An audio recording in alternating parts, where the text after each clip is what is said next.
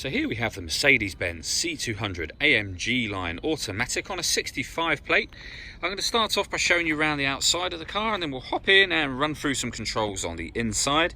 But from the outside you can see it's a 5-door car with alloy wheels.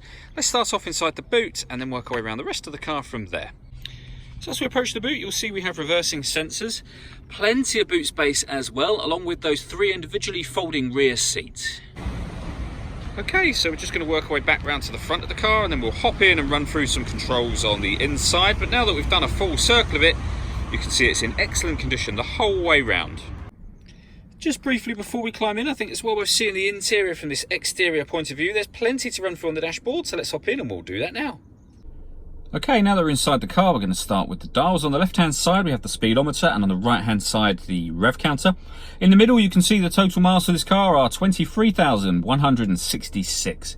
Above that, it will show you what gear this car is currently in. So it's in park at the moment. You can obviously put it in neutral, reverse, or drive as well. And that's all done from the right-hand stalk on the steering wheel.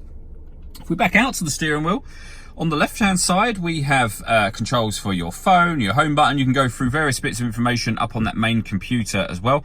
And on the right-hand side, we have further kind of phone controls, including voice activation for the phone.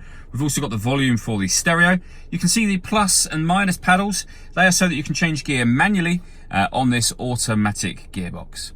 Over in the center, we have the main screen for the car. Everything that you see me doing by way of movement on that screen, it's all being done using the controls down here. So you can go back a page, go to your menu, turn the whole stereo system off. You can go through, well, I'll show you this in a moment, that's to do with the car setup, but you can change the volume on the stereo. And that main dial is the one that takes you through the various different options. Besides that, you have buttons on here that will either give you radio, your own music, media, so you can see the CD player there, for example, the telephone menu, or if I push that button there, the satellite navigation menu. There's a video showing this working on our website. It's well worth checking that out if you have the time. And on top of all of that stuff that I just mentioned, this car has a full color reversing camera with guidelines showing you what direction the car is headed in relation to the image that you see on the screen. We've also got this cubbyhole section that opens up, gives you 2 cup holders and a 12-volt charging socket. And above all of that, this is where you control the dual zone climate control. So you can adjust the passenger temperature, or the driver temperature, the passenger temperature, the fan speed up and down from here. You can turn the air conditioning either on or off. Or you can put the car in auto and the car will then maintain the temperatures you asked for.